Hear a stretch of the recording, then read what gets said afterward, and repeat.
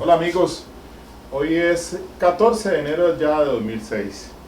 Bueno, después de este receso de fin de año, pues retomamos estas conferencias, videoconferencias. Finalizando el año traté un tema que lo denomino el dolo y el error.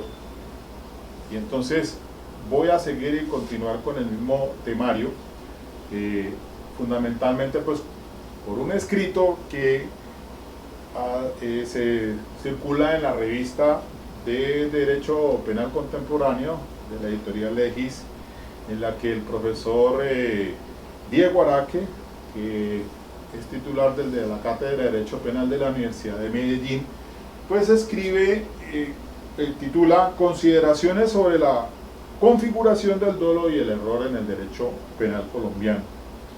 Y hay una parte en la que él dice lo siguiente como sumario, dice: el presente artículo aborda el tratamiento del dolo en la legislación penal colombiana a partir de una interpretación del artículo 22 del Código Penal, que incluye la conciencia de la ilicitud del acto, con lo cual se propone una teoría unitaria del error, según la cual este en todos los casos afecta la configuración del injusto penal.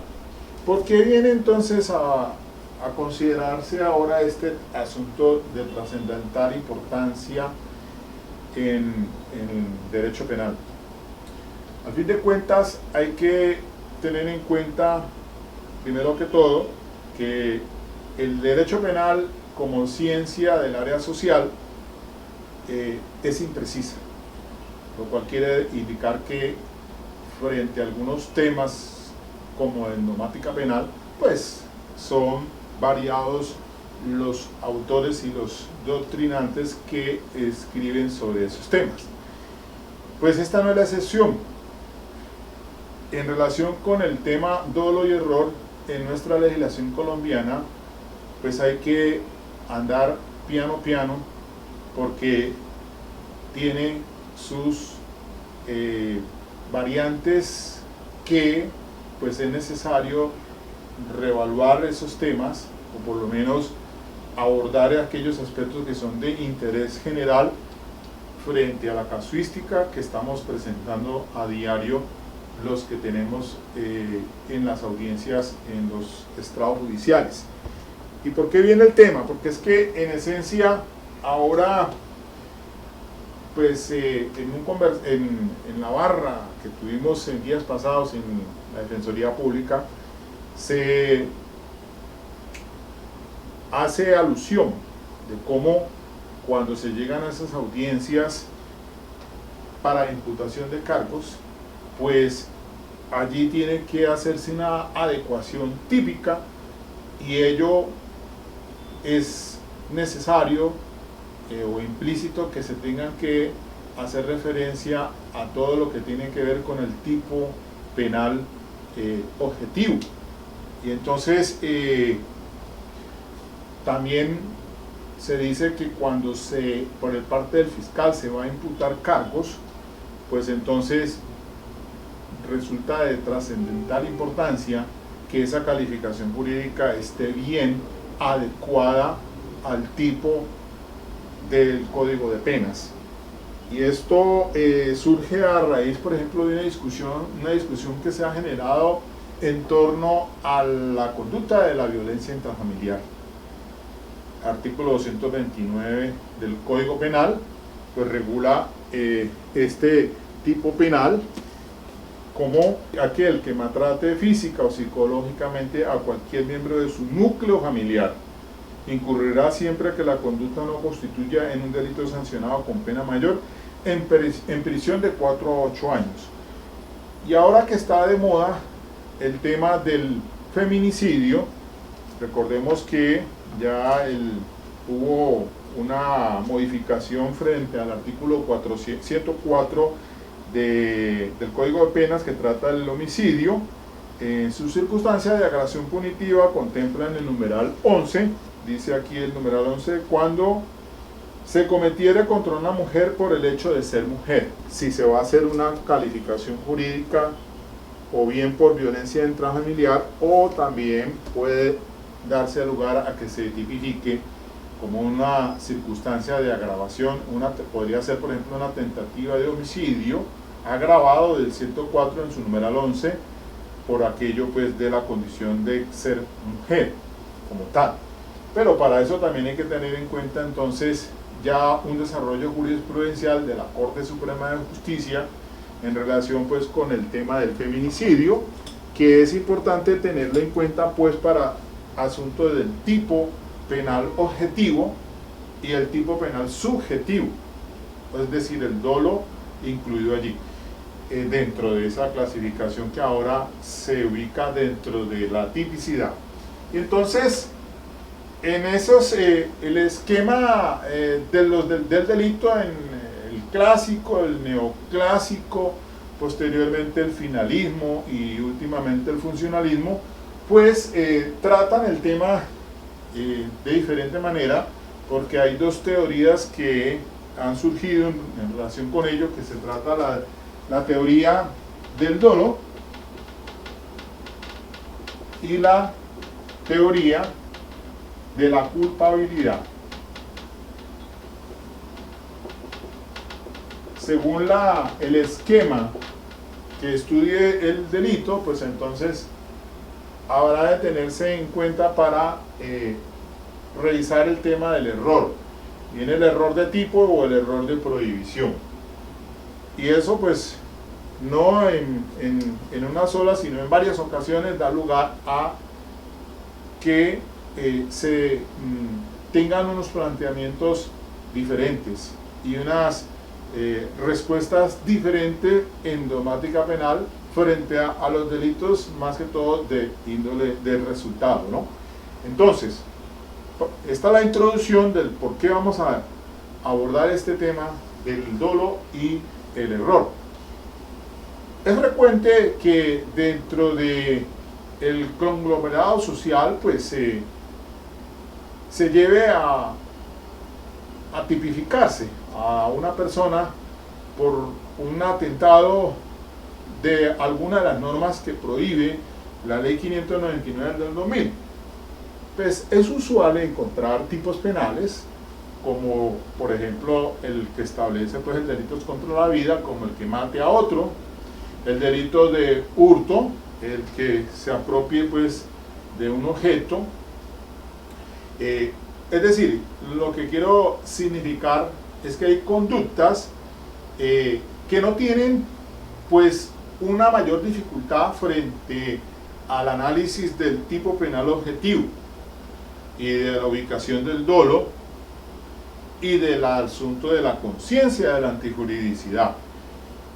Pero sí hay otros tipos penales que tienen una variedad de ingredientes normativos, valorativos. Hay tipos penales que se conocen como en blanco, que hacen un reenvío a otras normas y que por ende entonces darán lugar a los errores que vamos a ver más adelante, el error de tipo y el error de prohibición.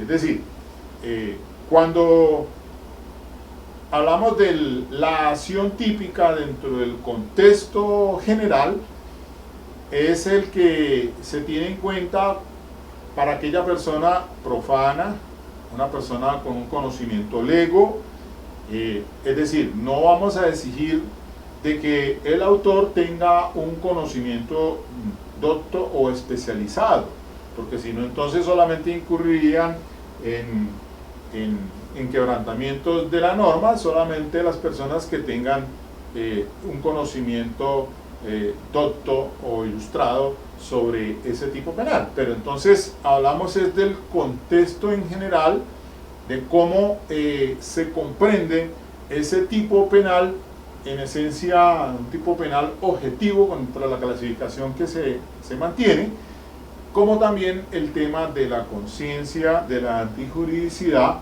o de la conciencia de la ilicitud. Entonces, por ello he tratado pues de consultar varios aspectos y a varios autores sobre este temario. el del dolo y el del error en la legislación penal colombiana. Entonces, tengo pues el que hice referencia en mi video anterior en relación con este tema del dolo y el error, el escrito que hiciese en esta revista de la editorial Legis, una revista internacional que se conoce como Derecho Penal Contemporáneo, del trimestre anterior, finalizando el 2015. El profesor Diego Araque de la Universidad de Medellín, les decía, entonces titula este tema de las consideraciones sobre la configuración del dolo y el error en el derecho penal colombiano. Pero además de ello, entonces, tuve la necesidad de consultar también otra fuente autorizada, y es un documento que tiene la profesora asistente de la Universidad de los Andes, Yamila Facuri Gómez. Ella es docente de la Universidad en Barcelona, la Universidad Pompeu Fabra, y también es profesora de la Universidad de los Andes en Bogotá, y entonces aborda el tema en un documento titulado Teoría del dolo versus Teoría de la culpabilidad, un modelo para afrontar la problemática del error en derecho penal. Es interesante entonces que revisemos también este escrito que hace la profesora de la Universidad de los Andes ahora sobre este interesante asunto del dolo y el error. También en otra videoconferencia en días pasados, revisando un documento de otra abogada caldense, Laura Valentina Muñoz Osorio, también hizo una crítica sustancial y titulaba ese documento como si la Corte Constitucional Colombiana conoce el tipo objetivo. Entonces se hizo la crítica en relación pues con el desarrollo jurisprudencial de la sentencia C1154 del 2005. La sentencia C1154 del 2005, ponente el doctor Manuel José Cepeda, el doctor Manuel José Cepeda Espinosa. En esta jurisprudencia se declaró la exigibilidad condicionada del artículo 79 de la ley 906 del 2004, y entonces para significar que en esta sentencia C1154 del 2005 pues la Corte trató el tema del tipo penal objetivo, que es el referente a lo que debe escudriñar el fiscal a la hora de determinar si está frente a un delito o no. Entonces vamos a ver los elementos que hace referencia la Corte Constitucional, como son el de los sujetos, el de la acción típica y el de la descripción del resultado.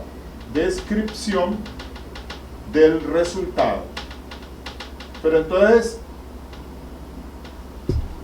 estos son pues los referentes de jurisprudencia que vamos a mirar también, y de doctrina que vamos a mirar en torno al asunto del dolo y el error, para que unificar, como dice pues entonces el profesor Araque, el asunto pues de el error, sobre todo como está establecido en el artículo 32 de la ley 599 del 2000, que es el Código Penal, en sus artículos pues artículo 32, numeral 10º y numeral 11, que es el que maneja el tema del error. Artículo 32 numerales 10 y 11 del Código Penal para resolver el tema entonces del error.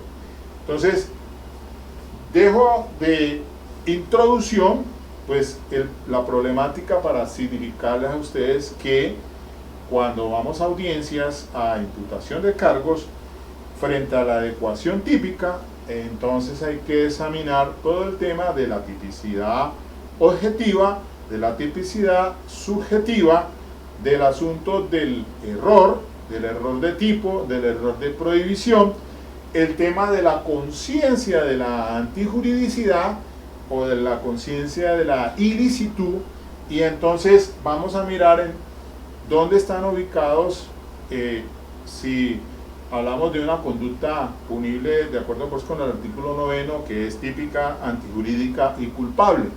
¿Cuáles son los elementos de la tipicidad?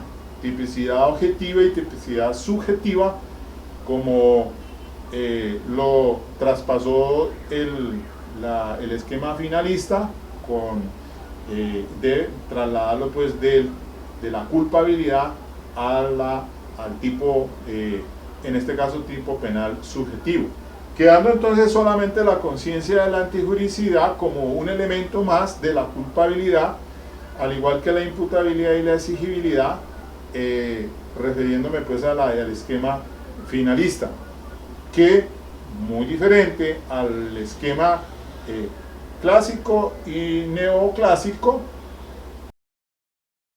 pues, pues a principios de siglo. Entonces, ¿cómo se resolvía el tema del error frente a la teoría del dolo y cómo se resolvía el error frente a la teoría de la culpabilidad, que es de orientación pues finalista? Entonces, aquí en la teoría de la culpabilidad se hablará entonces de una concepción estricta y una concepción limitada, tal como está el desarrollo del artículo 32 nuestro actual de la ley 599 del 2000, pues es del esquema finalista, y entonces miramos cómo sobre todo la concepción de la teoría de la culpabilidad desde un punto de vista estricto o de una concepción estricta, de cómo se resuelve entonces el error de tipo, artículo 32 numeral 10, y el asunto del error de prohibición del numeral 11 del artículo ya mencionado. Miremos entonces este cuadro. Acá tenemos el esquema clásico, causalismo, el esquema neoclásico posteriormente y el esquema finalista, en relación pues con el tema del dolo. ¿Por qué hago esto? Pues para poder entender entonces un poco más el documento escrito en la revista de Derecho Penal Contemporáneo del profesor Diego Araque, para mirar hacia dónde es que se dirige su atención cuando habla de que el artículo 22 del Código Penal incluiría también la conciencia de la ilicitud del acto, o sea la conciencia de antijuridicidad. Es lo mismo. En el esquema clásico, el dolo incluye entonces conciencia más la voluntad más la conciencia actual de la antijuridicidad. Acordémonos de esa de la ubicación de dónde estaba el dolo, y entonces era uno de los elementos de la culpabilidad, y allí entonces me hago alusión al libro del profesor Nodier Agudelo Betancourt, de esquemas del delito, en donde pues hay una clasificación muy didáctica para entender este tema. Entonces tenemos en cuenta cómo se compone la conducta punible en una acción típica, antijurídica y culpable, entendiéndolo así. Entonces, para el esquema clásico estaba como uno de los elementos de la culpabilidad, además de la imputabilidad y la exigibilidad, allí es donde estaba el dolo, entendiéndolo como un conocimiento más una voluntad más la conciencia de la antijuridicidad. Ese es lo que se conoce como el dolus malus. Dolus malus. igual hizo el esquema neoclásico. El dolo es conciencia del hecho más la voluntad dirigida a producir un resultado más la conciencia actual de la antijuridicidad o la conciencia de la ilicitud, como lo quiera llamar. De igual manera estaba dentro de esa culpabilidad como un elementos. Está la concepción psicológica y la concepción ya normativa después. Entonces, como elemento de la culpabilidad, repito, estaba el dolo, entiéndase en su integración, conocimiento más voluntad más conciencia de antijuridicidad, el dolus malus. Después entonces, con el esquema finalista de Hans Belzel, el dolo solamente es conciencia del hecho más la voluntad de realizar el tipo penal objetivo. Y entonces, dentro de la culpabilidad queda solamente la conciencia de la antijuridicidad, la conciencia de la ilicitud, que es el juicio de reproche, también allí mismo la imputabilidad y la exigibilidad. Se traspasó entonces el dolo para la parte de la tipicidad objetiva, no, sino tipicidad subjetiva. Es decir, el dolo más queda, dentro de esa tipicidad subjetiva queda entonces el dolo más el conocimiento. El dolo es conocimiento, más voluntad. Y entonces se tiene como el dolus bueno. El dolus bueno. El dolus bueno. Entonces, el dolus bonus o el dolus bueno. Contrariamente al dolo malo, porque la conciencia de la antijuridicidad o el juicio de reproche se hará es en la parte de la culpabilidad. Entonces, cuando hablamos de injusto penal, pues normalmente hacemos referencia a una acción típicamente antijurídica, digámoslo así, tipicidad más antijuridicidad. Pero bueno, no me entro todavía a temas como el de los elementos negativos del tipo penal, ni me voy a referir a otros temas allí diferentes a este asunto de la tipicidad. Digamos solamente que la tipicidad es tipicidad penal, tipicidad objetiva y tipicidad subjetiva. Entonces, cuando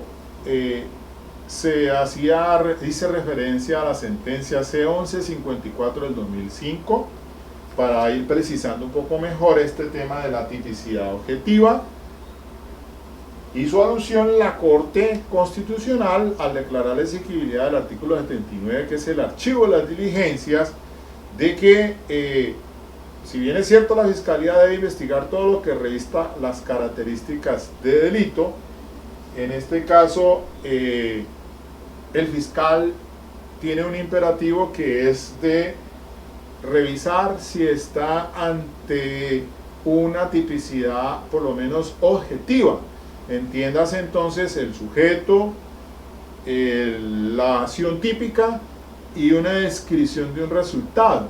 Básicamente esto que dijo la Corte Constitucional en su sentencia ya mencionada es haciendo alusión al concepto de Claus-Rossing, de lo que entiende como tipicidad objetiva. Nada del fiscal entonces tendrá que revisar frente a un archivo de diligencia en la parte subjetiva, ni dolo, ni tampoco tendrá que hacer referencia a causales de exclusión de responsabilidad, porque es un tema que no lo aborda en este tema del archivo, que él lo hace mediante una providencia que se conoce como una orden, como tal, orden de archivo, de acuerdo al artículo 79, pero entonces cuando solamente se debe limitar a revisar estos tres tópicos de tres asuntos referidos a la tipicidad objetiva. Nada tiene que ver entonces con el tema de la tipicidad subjetiva, que es haciéndome referencia al dolo. Entonces pasemos ahora a mirar el documento que escribe en esta revista de Derecho Penal Contemporáneo el profesor Diego Araque, para ir comprendiendo entonces un poco más sobre el asunto del dolo de acuerdo con el artículo 22 de la legislación penal colombiana en el código, la ley 599 del 2000, que es el Código Penal, y el asunto de el error de tipo y el error de prohibición, y lo que él está indicando acá sobre proponer una teoría unitaria del error, según la cual en todos los casos afecta la configuración del injusto penal. ¿A qué se quiere llegar con ese tema entonces? Porque la clasificación del artículo 32 de la ley 599 pues establece entonces dos tipos de error, que son el del numeral décimo y el del numeral 11, ¿no? El uno error de tipo y el otro error de prohibición. Entonces, en el documento que presenta o que está publicado en la revista ya aludida de Legis, pues el profesor comienza a abordar este tema de los esquemas pues clásico y neoclásico, para revisar el asunto pues del dolo. Entonces vamos a particularmente a revisar el tema del dolo. El dolo pues está contemplado en el artículo 22 del Código Penal, cuando dice que la conducta es dolosa cuando el agente conoce los hechos constitutivos de la infracción penal y quiere su realización. También será dolosa la conducta cuando la realización de la infracción penal ha sido prevista como probable y su no producción se deja librada al azar. Entonces, allí pues hay una clasificación de dolo directo de primer grado y dolo directo de segundo grado. De igual manera, pues en la parte del inciso final del artículo 22 se daría el dolo eventual. Pero bueno, sin precisar pues ahondar un poco más a fondo en el tema del asunto del dolo, es de entenderse solamente que el artículo 22 dice que la conducta será dolosa pues cuando la gente conoce los hechos constitutivos de la infracción penal. Se habla allí la norma, y tengan esto en cuenta, infracción penal, y quiere su realización.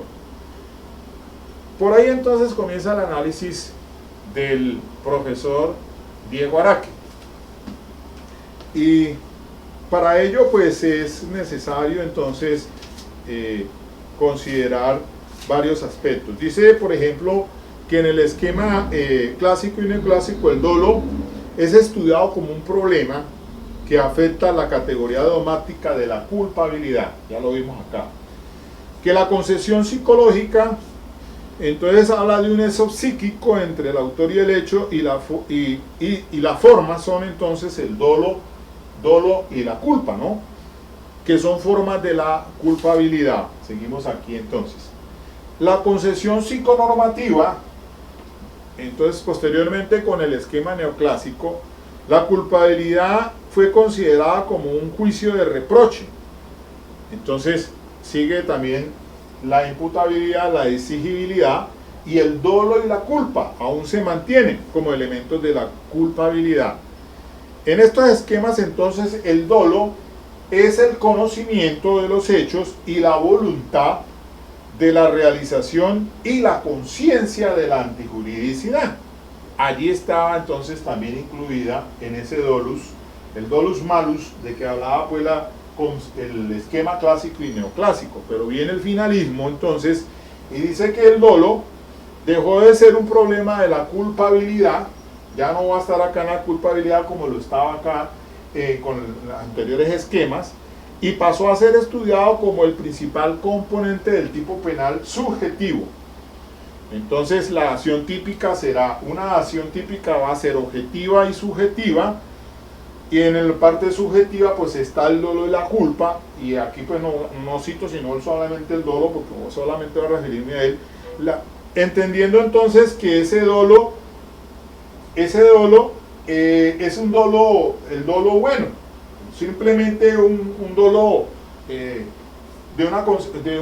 con un criterio naturalístico, digámoslo así, diferente al de la conciencia de la antijuridicidad, que ya queda acá en la culpabilidad como el juicio de reproche, o la conciencia de la ilicitud, como uno de los elementos más de la imputabilidad y la exigibilidad. Y ahora vamos a mirar eso, que tiene una trascendencia importante, porque también voy a traer en la colación a Jesús Orlando Gómez López en su teoría del delito, que se refiere a los elementos subjetivos, que muchas veces pueden confundirse hasta con el mismo dolo, pero eso es importante dentro de la estructura pues de la tipicidad, de la acción típica, tipicidad objetiva y la tipicidad subjetiva.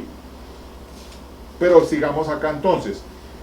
También se aborda por parte del profesor Araque pues el tema de la conducta humana. ¿Qué se entiende por una acción típica?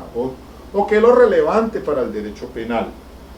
Y entonces aquí se hace referencia también a unos autores colombianos como son Juan Fernández Carrasquilla, el profesor, también Mario Salazar Marín, se refiere a decir Reyes Alvarado, a Nodier Agudelo Betancourt, pues todas personas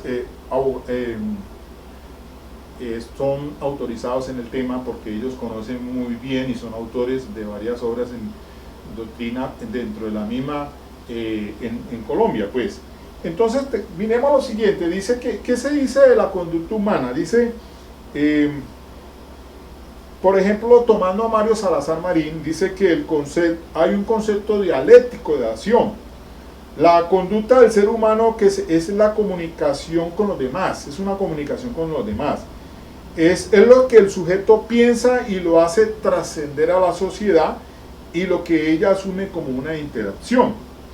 Acción es comunicación, y entonces ya viene aquí pasando de estos esquemas al esquema funcionalista, por lo menos de Günther Jacobs, pues hablamos de que la acción es una comunicación. Entiende también que la acción como un acto de la comunicación, si bien a partir de la teoría de los sistemas y el normativismo puro de Jacobs y de Manuel Salvador Grosso, también otro colombiano bien, que maneja mucho el tema del funcionalismo. Acción es valoración y no solamente finalidad o voluntad sin más, completamente vacía o hueca, como lo decía pues de pronto el finalismo. No, la conducta humana tiene un sentido, que además de la propia voluntad, sino que también es la motivación, la valoración con respecto al mundo circundante. Concepto social, valorativo y normativo de acción. La acción desde un punto de vista óntico y ontológico significa, para el prisma dentro del prisma del derecho penal, es un enfoque normativo, realización externa de motivos y valores que interactúan en el tráfico jurídico, que interactúan en el mundo de los contactos sociales o intersubjetivos. Entonces, para el derecho penal, la acción es el comportarse frente al mundo social, asumir la realización de un comportamiento activo o omisivo, que conoce plenamente los aspectos fácticos de su realización y que asimila plenamente la trascendencia, el sentido y la importancia de ello al llevar consigo la motivación y la comprensión del valor propiamente tal. Y así, por ejemplo, Jesse Reyes Alvarado dice que únicamente puede perseguir el quebrantamiento de una norma prohibitiva quien es consciente de que el comportamiento fáctico que despliega es antijurídico. Ahora vamos a mirar aquí este tema, ya para adentrarse a lo que el profesor Diego Araque pues ha planteado, de que el artículo 22 pues también, aparte de ese conocimiento y esa voluntad de querer realizar un tipo de resultado, pues también hay hay una conciencia de la antijuridicidad que debe ser también incluida o analizada, que es el conocimiento de la ilicitud. Al menos desde un punto de vista hay una valoración del profano o del lego, porque pues obviamente no se pediría, si se le exige muchas pues conocimiento para una tipicidad objetiva, para establecer los elementos del tipo objetivo, muy difícil, y exigirle como un docto pues, o un ilustrado pues sería imposible. Entonces nadie, solamente cometerían conductas punibles los abogados. No, es desde el punto de vista del profano, del lego, porque es aquí donde cala y hay una importancia frente al error respecto al tipo penal objetivo, porque las equivocaciones que se suelen presentarse no es por el tema del tipo penal objetivo, normativo, valorativo, y como vamos a ver también un documento que tiene la profesora de la Universidad de los Andes, Yamila, que pues trae el tema del análisis sobre la teoría del dolo y teoría de la culpabilidad, para comprender un poco frente al tema del error, que muchas veces se presentan dificultades en los errores no tanto del tipo, sino de los errores de prohibición, porque hay error de prohibición directo y hay error de prohibición indirecto, y ahora lo vamos a mirar más adelante, lo voy a tratar de abordar mejor. Para cerrar el tema del profesor Araque, pero antes de eso voy a decir lo siguiente. Miremos este cuadro. Este cuadro explica lo de la teoría del dolo y la teoría de la culpabilidad. Y entonces, repasando lo que ya he venido diciendo, en la teoría del dolo, el conocimiento de la antijuridicidad pertenece al dolo. Así lo miramos en el cuadro que les acabé de hacer, en el que es uno de los elementos más de la culpabilidad, junto con la imputabilidad y la exigibilidad. Pero el dolo entonces es conocimiento más voluntad más conciencia de la antijuridicidad. Por eso entonces en la teoría del dolo, el conocimiento de la antijuridicidad pertenece al dolo. Esta teoría del dolo, elaborada pues por los esquemas neoclásico y clásico. Entonces, frente al error fáctico, pues son dos errores, uno el error fáctico y uno normativo, que se puede incurrir en relación con el tipo penal. Y eso pues apoyándome en lo que escribe también en su libro Esquemas del Delito, de Nodier Agudelo de Bentancur. Si es invencible, entonces lo que elimina es el dolo. Por lo tanto será atípica, será una causal de atipicidad y no habrá responsabilidad, porque si el dolo está en la culpabilidad, entonces lo que elimina, si no está en la tipicidad, pues obviamente que entonces será invencible, se elimina el dolo y por ende será una conducta atípica y no hay responsabilidad. Si es vencible, pues entonces como se elimina es el dolo. Si es vencible, entonces si se elimina el dolo, pero queda latente es la culpa, o sea la imprudencia. Por eso entonces el artículo 32 en su numeral 10 del código de la ley 599 pues señala muy claramente lo siguiente, dice: ausencia de responsabilidad, no habrá lugar a responsabilidad penal cuando, en numeral 10, se obre con error invencible de que no concurre en su conducta un hecho constitutivo de la descripción típica, o de que concurren los presupuestos objetivos de una causal que excluya la responsabilidad. Hasta allí entonces diríamos que hay unos errores fácticos en cuanto al tipo penal objetivo. Y entonces ahí va en consideración lo que les decía sobre la sentencia C1154 del 2005 de la Corte Constitucional, de la tipicidad objetiva. Entonces, que se decía sujeto, acción típica más descripción del resultado, pero resulta de que de acuerdo a la crítica que les hacía referencia del escrito que presentaba por allá en el 2009 la abogada Laura Valentina Muñoz Osorio, frente a ese conocimiento, al conocer, si conocía la Corte Constitucional sobre la tipicidad objetiva, y entonces como la Corte Constitucional hizo referencia aludiéndose a Klaus Robsing, entonces después en el 2008 en una providencia con ponencia del magistrado doctor de Jessy Reyes, Jessy Reyes, él hizo una precisión en relación porque la Corte Constitucional solamente, al analizar esa tipicidad objetiva, solamente se aludía a esos 3 puntos, cuando dentro de la descripción típica pues habría que hacer alusión también a otros temas muy amplios, como por ejemplo razones para considerar el tipo penal básico o agravado, si las razones por las cuales se aumenta la punibilidad, sobre la creación del riesgo, sobre términos conceptuales, por ejemplo, sobre sobre los elementos que describen normativa y valorativamente el tipo penal.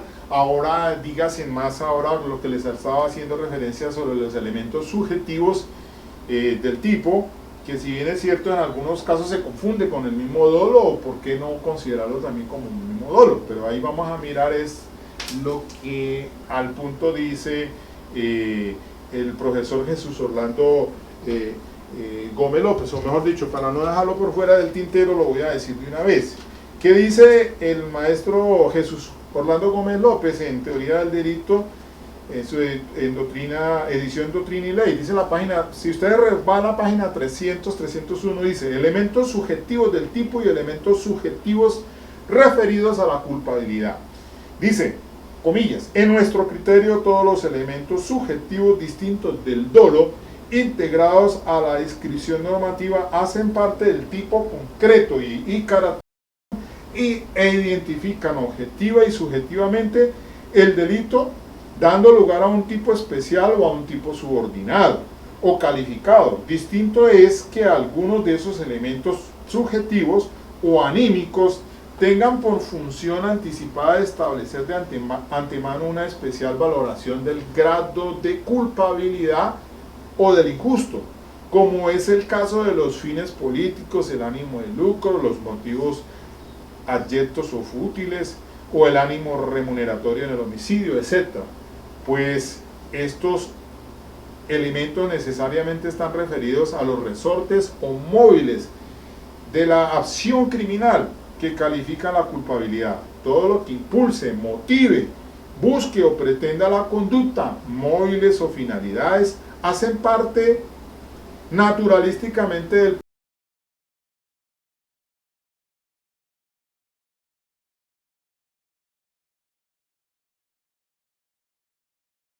proceso de senso-percepción de estímulos que luego se transforman en un proceso motivacional, del cual surgen representaciones, decisiones y ejecución de actos externos. Por lo mismo, el proceso de acciones es su unidad total. Comprendidos los móviles, las finalidades y la voluntad hacen parte entonces del acto, aunque no necesariamente, como lo hemos evidenciado antes, hacen parte del tipo, pues muchos de esos elementos se dejan por fuera de la descripción típica y son valorados de conformidad con normas generales como grados para medir la culpabilidad. Es decir, aquí ya hablaría más que todo del juicio de reproche, de la conciencia de la antijuricidad, pues como complemento, pues dice el, cierro comillas, del doctor pues, Jesús Orlando Gómez López. Pero mire, para complementar del criterio que ha planteado el profesor Diego Araque, cuando dice lo siguiente en la página 76 del escrito que aparece pues en Revista de Derecho Penal Contemporáneo, dice así, abro comillas, como se ve, no son pocos los autores nacionales que entienden que la conciencia de la ilicitud es un componente más del dolo de tipo, del dolo de injusto penal, que también debe quedar comprendido en este orden de ideas dentro del elemento cognitivo de que trata el artículo 22 del Código Penal, el cual se extiende también a la comprensión de la ilicitud del acto.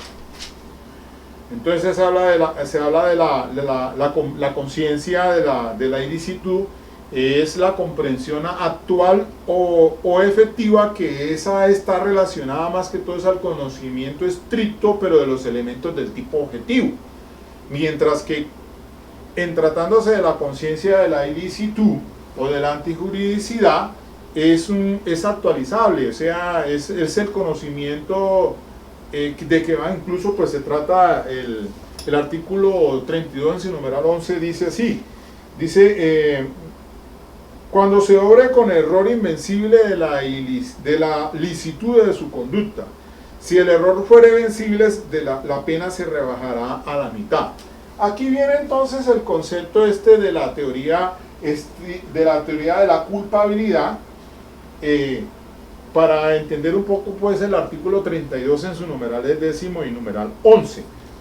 Entonces lo que quería cerrarles es que indicarles que es preciso lo que está diciendo el profesor Diego Araque, sí, y tiene consonancia con lo que también está diciendo Jesús Orlando Gómez López, porque esa acción, ese acto de comunicación es no solamente avalorado una acción dirigida a un resultado como tal hueca o vacía, sino que tiene un componente valorativo, y por eso entonces mire lo que dice, y es interesante sobre los móviles, sobre la cuestión de las finalidades, que serían entonces los elementos subjetivos del tipo, pero entonces dice el maestro Jesús Orlando Gómez que entonces, además de considerarse en el tipo, pues también pueden ser parte del juicio de reproche, que es la conciencia de la antijuridicidad, ya cuando se hace y se aborda el tema pues final de la culpabilidad, por lo menos para considerar aspectos importantes en razones del por qué se cometió ese delito.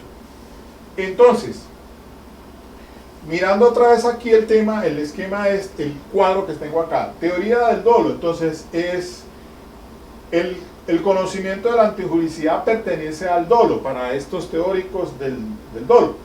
Entonces, si se refiere, si hay un error sobre lo fáctico, o sea, sobre las causales objetivas de ausencia de responsabilidad, o también normativo, porque puede ser de valoración jurídica, y se dan los casos muy diferentes el uno al otro. Por ejemplo, en el error fáctico dice en el caso de que aquel que dispara se va de cacería y dispara contra un faisán, y resulta que detrás no está el faisán sino una persona y muere. Entonces es un error fáctico, mientras que el normativo es hurtarse una cosa que se dice será que se considera ser propia y resulta ser ajena. Entonces son ingredientes normativos, pero todo aludido a la descripción típica objetiva, o sea, el tipo penal objetivo, en cuanto al sujeto, a la acción típica, en cuanto al objeto, bueno, dentro de toda esa estructura como tal que se debe revisar, los ingredientes normativos, los ingredientes valorativos, los elementos subjetivos también, porque los elementos subjetivos no solamente hacen referencia a la descripción típica, sino también puede ser a la antijurídica o a la de la culpabilidad. Y así les doy un ejemplo, por ejemplo, elementos subjetivos en relación con la antijuridicidad o causales de justificación podría ser considerado una legítima defensa. De manera pues que entonces, miren la importancia. Entonces, si pasamos a la teoría de la culpabilidad, que ya la conciencia de la antijuridicidad no hace parte del dolo, entonces la respuesta, y esta es del esquema finalista, entonces ellos, pues la solución es diferente. Entonces acá en la teoría del dolo, si el error es invencible, entonces se elimina el dolo, no hay esa tipicidad y por lo tanto no hay responsabilidad penal. Si es vencible, se elimina el dolo, pero subsiste la imprudencia o la culpa, y allí entonces, como en el caso del error fáctico, si se dispara a un faisán y matan a una persona, pues entonces no habrá una conciencia de la antijuridicidad dentro de ese dolus malus de matar a una persona, sí, pero si se revisa la imprudencia, entonces sí sale condenado por un delito culposo. Pero la cuestión cambia cuando es la teoría de la culpabilidad. La conciencia de la antijuridicidad ya no hace parte del dolo. Y recuerde que el dolo se traspasó a la científica, a la tipicidad subjetiva. Por lo tanto, entonces la conciencia de la antijuridicidad queda en la culpabilidad. Entonces, ¿cómo se responde aquí? Frente al error de prohibición, hay una clasificación, el error de prohibición directo y el indirecto. Y entonces, según la teoría de la culpabilidad, pues también maneja una estricta y una limitada. Y se dice, por ejemplo, que en la teoría estricta, frente a este asunto del error de tipo, se resuelve de la siguiente manera: si el error es invencible, entonces pues no hay una responsabilidad penal, porque pues ya lo dijimos. Entonces, dentro de esa conciencia de la antijuridicidad, que es elemento de la culpabilidad, pero como el dolo pasó a ser un dolo, el dolo bueno que está ubicado en el tipo, entonces igual entonces no habría lugar pues a la sanción o la responsabilidad cuando se trata de un asunto invencible. Pero si es vencible, subsiste el dolo y será un dolo atenuado. Y entonces esa es la respuesta que encontramos en el artículo 32 en su numeral 11, cuando dice que se obre con error invencible de la ilicitud de su conducta. Si el error fuera vencible, la pena se rebajará en la mitad. Será un dolo atenuado, porque entonces ese dolo ya no hace parte de la conciencia de la antijuridicidad en el dolo, sino que se queda allá en la culpabilidad. Entonces, si bien es cierto, entonces subsiste el dolo, pero es un dolo de carácter atenuado. Esa es la solución que trae. Ahora, hay dos errores de prohibición, ¿no? Frente al error de prohibición tenemos el error de prohibición directo y el error de prohibición indirecto. Frente al error de prohibición directo, pues entonces esa conciencia de la antijuridicidad subsiste, y por ende entonces se trabaja con la penalización del dolo atenuado. Pero si es un error de prohibición indirecto, como por ejemplo la famosa defensa putativa, cuando se yerra frente a lo que objetivamente piensa que es una causal de justificación, y aquí hay un interesante cuadro que tiene el profesor Noriega Agudelo Betancourt para clasificar el error de prohibición directo y el indirecto. Pero frente al error de prohibición indirecto, como el de la defensa putativa, la solución es la del artículo 32, numeral 10. Esa es la solución, es decir, por imprudencia y no pues con dolo atenuado. Esa sería la respuesta, y entonces ahí tenemos en cuenta que esa es la posición de la teoría estricta de la culpabilidad. El error de prohibición directo es cuando no se conoce la norma jurídica, o cuando no la conoce bien o la interpreta mal. Y el error de prohibición indirecto es cuando supone erróneamente que concurre una causal de justificación.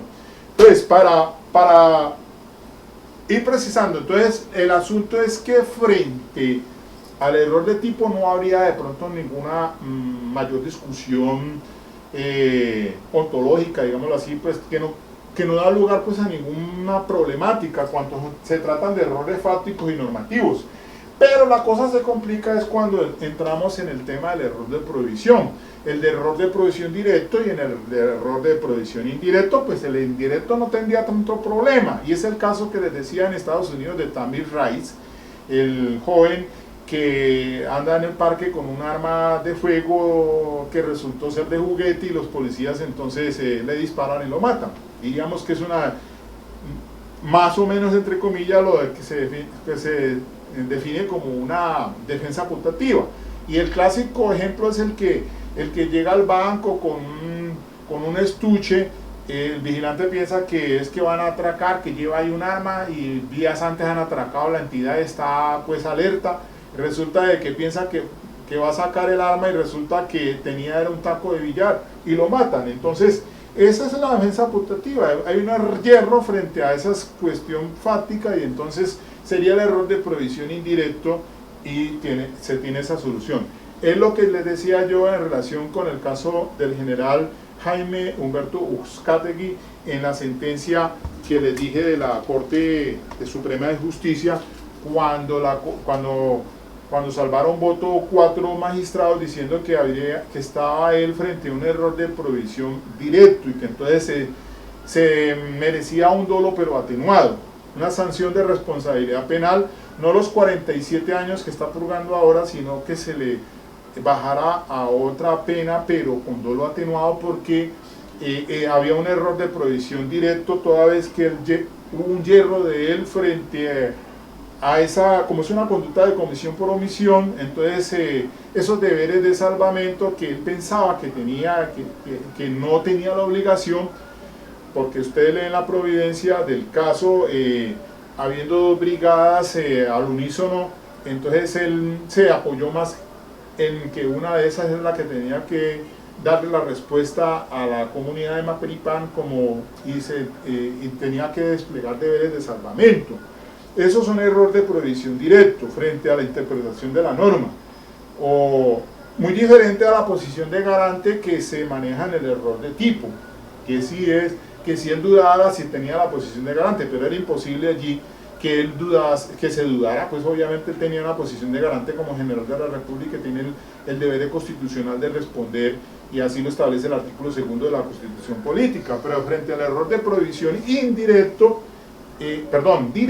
porque el desconocimiento de si debía desplegar deberes de salvamento casi que cala en la Corte, pero 5 magistrados contra 4 lo vencieron la posición y finalmente casaron la sentencia condenándolo pues por los años que ya conocemos. Una interesante decisión sobre el tema de la dogmática penal que los invito a que la lean. Esa providencia es la radicación 35113 del 5 de junio del 2014, con ponencia del doctor Eugenio Fernández Carlier. Bueno, muy bien, entonces cerramos aquí el punto porque paso entonces a otro tema. Voy a trabajar otro tema, entonces el tema es el que maneja ya en el escrito que hizo la profesora de la Universidad de los Andes, Yamila Fakiri Gómez, en ese interesante documento que ella escribe sobre teoría del dolo versus teoría de la culpabilidad. Entonces vamos a adentrarnos en ese aspecto para ver cuál es la posición de la profesora, titular pues de la Universidad de Barcelona, pero que también es catedrática en la Universidad de los Andes desde el 2013, según veo por internet. Teoría del dolo versus teoría de la culpabilidad, un modelo para afrontar la problemática del error en derecho penal. Ahora sí, entonces voy a pasar pues ya después de que revisamos el documento del profesor Diego Araqui, es el tema que escribe la profesora Yamila Fakiri Gómez de la Universidad de los Andes, Bogotá, Colombia. Teoría del delito, teoría del dolo versus teoría de la culpabilidad. Un modelo para afrontar la problemática del error en derecho penal, se llama así. Entonces, un modelo para afrontar la problemática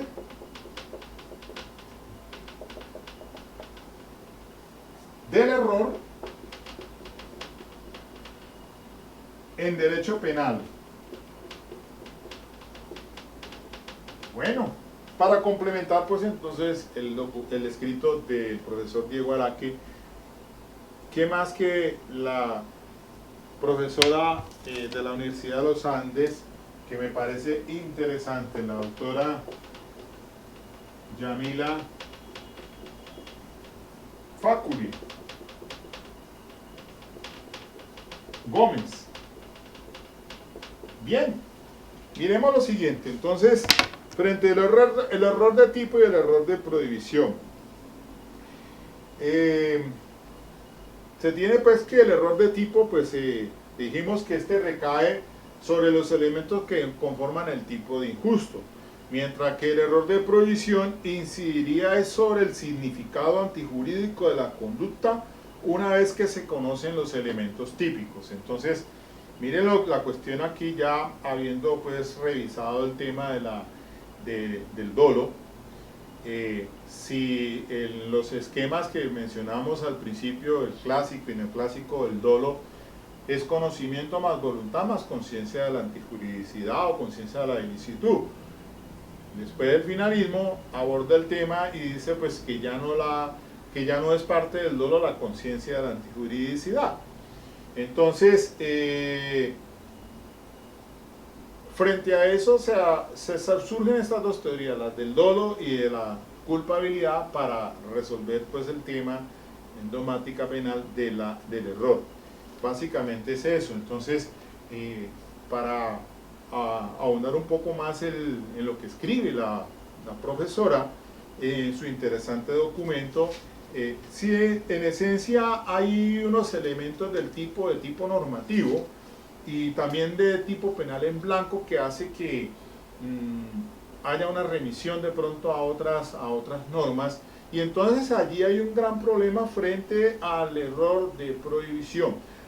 Bueno, vamos a hacer lo siguiente. Mire, de todas maneras hay conductas punibles que de pronto dentro de ese lego, de esa persona profana, sabe muy bien que hay una conciencia de antijuridicidad muy clara cuando se despliega una norma prohibitiva.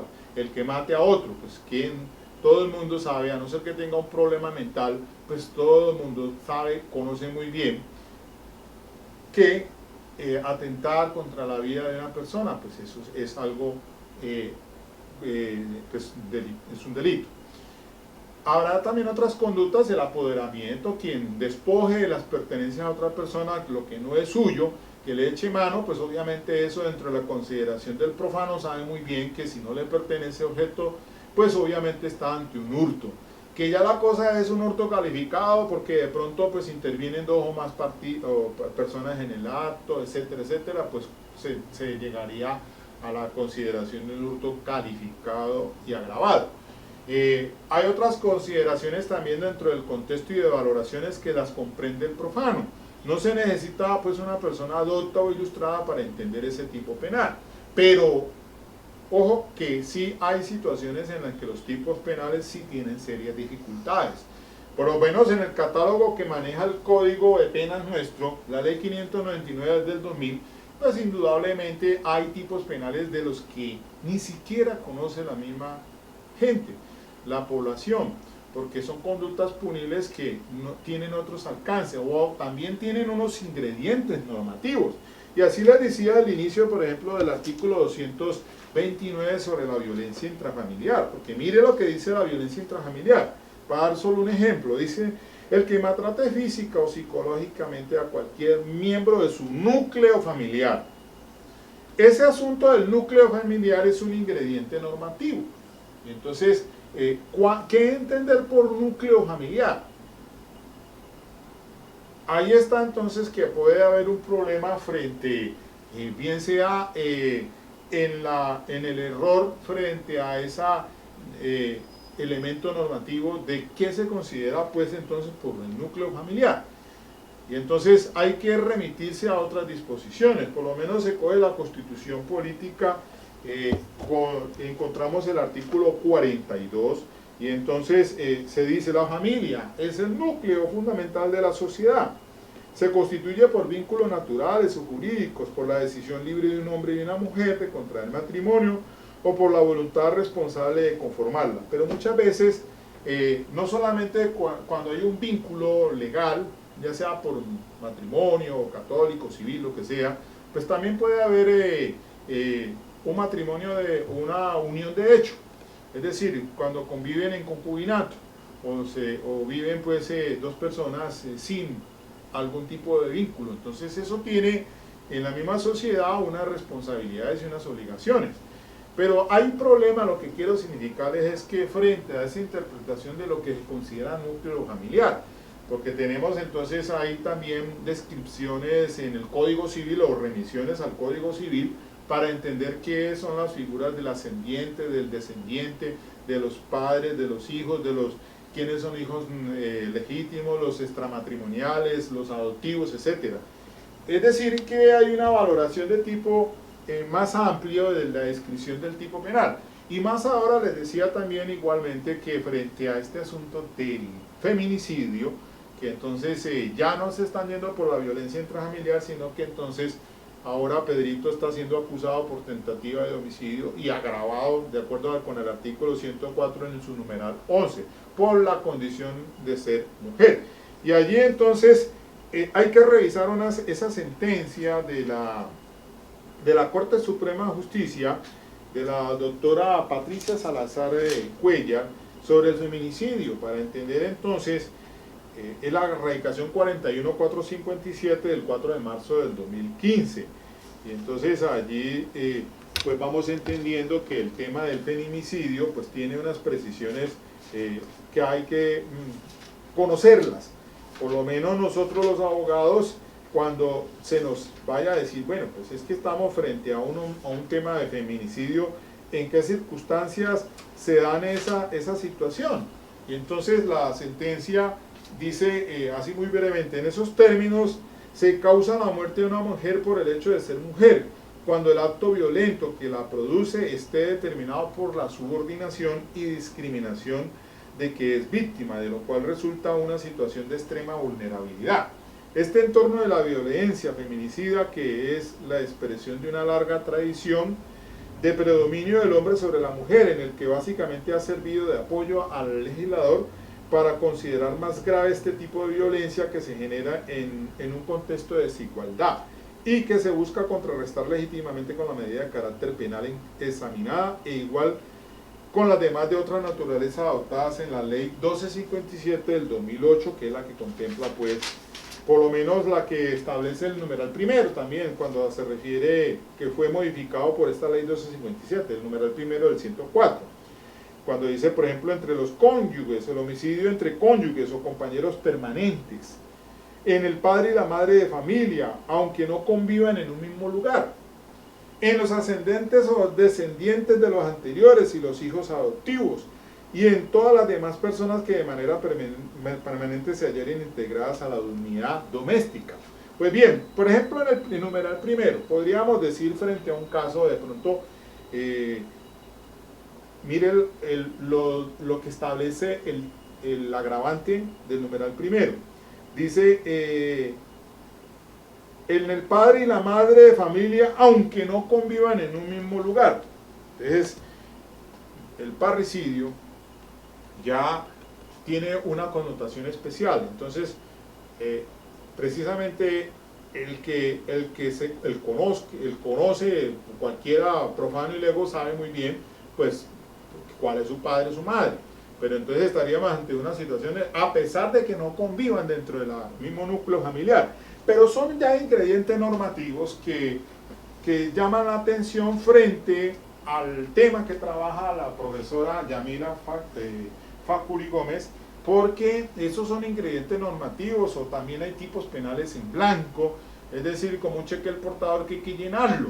Hay que irse a otras disposiciones legales y entonces eso genera problemas frente a lo que ahorita vimos sobre el error de prohibición el directo y el error de prohibición indirecto. Un tanto más es el error de prohibición directo, que se sanciona según el artículo 32 numeral 11 con un dolo atenuado de ser vencible, porque si es invencible, pues esa conciencia de la antijuricidad se elimina y no hay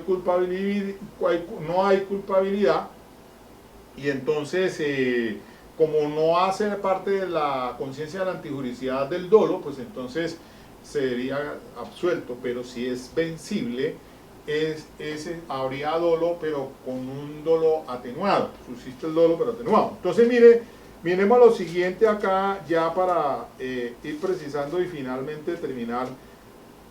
Dice que hay unos escollos, la profesora Yamila dice, por ejemplo, la dificultad para delimitar entre los diferentes elementos recogidos en los tipos penales.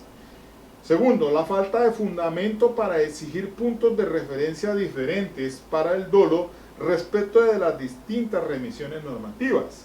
Tercero, la falta de plausibilidad de los criterios empleados para determinar el objeto del dolo. Cuarto, la imposibilidad de llevar a cabo la delimitación entre el conocimiento del tipo y la prohibición en la mayoría de los casos.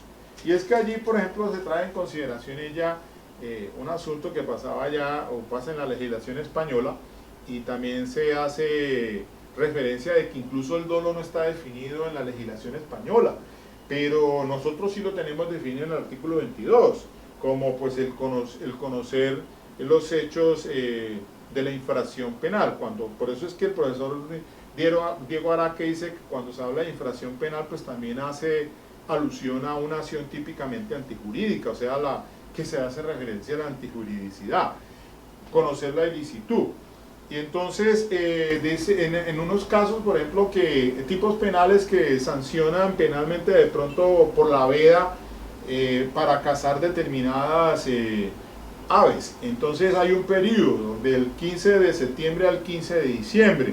Entonces hay problemas en cuanto al conocimiento de esos límites de ese término, o saber si está ante la veda, o saber los límites de eso. Entonces son errores de prohibición directo, o frente a si se estaría ante a un error de prohibición ante la conciencia de la ilicitud cuando tiene problemas de esa clase de tipos penales. Entonces, dice aquí por eso la imposibilidad de llevar a cabo la delimitación entre el conocimiento del tipo y la prohibición en la mayoría de los casos. Entonces, aborda varios temas. Por ejemplo, en un punto número 4 dice así: contradicciones de la teoría de la culpabilidad. La delimitación entre el elemento normativo del tipo y el tipo penal en blanco. Dice, por ejemplo, primero, el elemento normativo constituiría un elemento típico que, conforme a los postulados de la teoría de la culpabilidad, deberían ser conocidos por el autor al actuar con dolo. El desconocimiento de la norma de complemento constituiría, por tanto, un error de tipo excluyente del dolo. Bueno, en lo que respecta a los tipos penales en blanco, dice, por ejemplo, el contenido del tipo requerido de la lectura conjunta de los elementos del tipo que se encuentran separados de manera que conformen un tipo unitario. El dolo debería abarcar las circunstancias de hecho, tanto del tipo penal en blanco como de la norma que lo complementa. Entonces, el desconocimiento de la existencia de la norma de complemento recibiría entonces el tratamiento de un error de prohibición. Y así entonces alude, por ejemplo, sobre las contradicciones de la teoría de la culpabilidad, sobre la delimitación entre el error de tipo y el error de prohibición. Dice así, por ejemplo, primero, la distinción entre error de tipo y de prohibición no siempre podría llevarse a cabo a pesar de constituir la piedra de toque de esta teoría. Respecto a los elementos normativos, resultaría extremadamente difícil distinguir entre la valoración paralela que se exige para la afirmación del dolo y la valoración que se identifica ya con el conocimiento del carácter antijurídico de la conducta. Se han intentado otros caminos que suponen una reducción del objeto del dolo, o bien una redefinición del criterio mayoritario de la valoración paralela. Por otra parte, dice, la idea de que la delimitación entre el dolo y la conciencia de la antijuridicidad no sería posible aparece incluso en las concesiones de autores que se declaran partidarios de la teoría de la culpabilidad. Dice así, por ejemplo, un sector de la doctrina aplica los postulados de la teoría del dolo a los errores de prohibición que se producen sobre normas de derecho penal accesorio. Otros, partiendo de los postulados de la teoría de la culpabilidad, intentan desarrollar criterios que permitan determinar si la existencia de la norma de complemento del tipo penal forma o no parte del tipo penal, cuando se introduce un tipo penal en blanco. La proximidad de los niveles de tipicidad y la antijuridicidad queda patente en el desarrollo por parte de Robson de la categoría de los elementos del deber jurídico. Para Roxin, los elementos de valoración global se distinguirían de los elementos normativos, porque el conocimiento de los primeros se identificaría con el conocimiento de la antijuricidad formal de la conducta. Bueno, los elementos como por ejemplo conforme a derecho, sin autorización, reprochable, no solo servirían a la descripción del hecho, sino que incluirían el juicio sobre la antijuridicidad. Bueno, entonces dice ella que la profesora dice que se escribe ella finalmente en el documento, dice el solapamiento entre el conocimiento de los elementos típicos y el conocimiento de la prohibición como modelo teórico.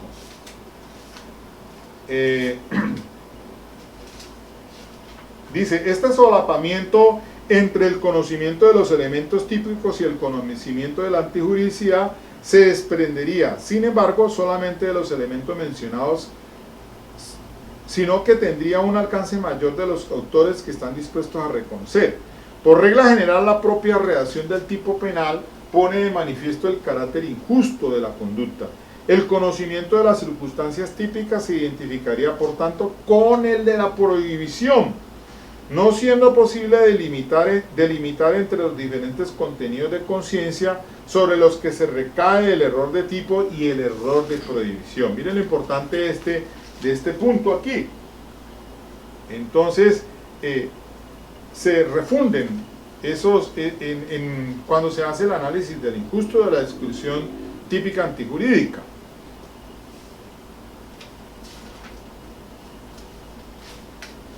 Bueno, ya finalmente entonces considera la profesora, ya para terminar este tema, dice, en lo que respecta a la ordenación dentro del sistema del delito de los elementos del dolo concebido como dolus malus, cabe la posibilidad de incluirlos en el nivel de la culpabilidad, en la medida en que se ha determinado que en realidad solo habrá una clase de error que adquiere relevancia. Ello permitiría además solucionar los problemas que se planteaban en relación con la participación y la legítima defensa a los que se hizo referencia en anterioridad. La concurrencia de esta perspectiva de un hecho típico y antijurídico posibilitaría, en primer lugar, castigar la conducta del partícipe cuando concurre un error de tipo en el autor principal, sin necesidad de recurrir a figuras tales como la autoría mediata, para evitar la impunidad en esos casos. De este modo no habría inconveniente además para apreciar la legítima defensa. Por último, esta solución contribuiría a solventar las inconsistencias sistemáticas destacada por un sector doctrinario que supondría la aplicación de medidas de seguridad cuando el sujeto inimputable actúa en error de tipo invencible. Aquí hay un tema muy interesante que es el error de tipo derivado de anomalías o alteraciones psíquicas, que es un gran desafío también en la teoría del delito. Pues bien, parece ser entonces que pues, hay un consenso general, entonces sí, para reevaluar y tiene razón entonces a la conclusión pues que llega finalmente el profesor Araque, Diego, de la Universidad de Medellín, para estimar entonces que al abordar el tema en la legislación penal colombiana, el artículo del dolo en el artículo 22, que incluye la conciencia de la ilicitud del acto o la conciencia de la antijuridicidad, con lo cual se propone entonces una teoría unitaria del error que afecta entonces el injusto penal. Esa sería pues una consecuencia de ello. Recordemos nuevamente que el derecho penal como ciencia social es imprecisa y que pues hay diferentes posiciones frente a ello, pero que hay que buscar es cuál es la solución más acertada dentro del derecho penal frente a este variante de errores de tipo o de prohibición, y pues ahí está entonces el artículo 32 de la ley 599, su numeral 10, que resuelve el error de tipo, y el numeral 11 que resuelve entonces el error de prohibición. Luego entonces les dejo a ustedes a consideración este tema muy importante para que revisen, para que replanteen todo este tema porque en realidad la adecuación típica para mí ocupa un papel muy importante a la hora de la tipicidad estricta o la tipicidad que se hace en toda diligencia de imputación de cargos, porque de allí entonces las consecuencias frente a la aceptación de los cargos, o también pues para plantear una discusión en una teoría del caso para lograr una absolución o por lo menos una consideración más favorable punitivamente hablando. No te olvides que este portal académico es con la finalidad de transmitir el conocimiento. Dale compartir a las personas que tú consideres que lo necesitan, que les puede servir, a tus compañeros, tú que eres estudiante de la universidad, te puede servir, a usted que es profesional también, para que repase estos conceptos y a cualquiera de tus compañeros también. Recibo también las sugerencias, las opiniones que tengas en torno a este tema. Muchas gracias.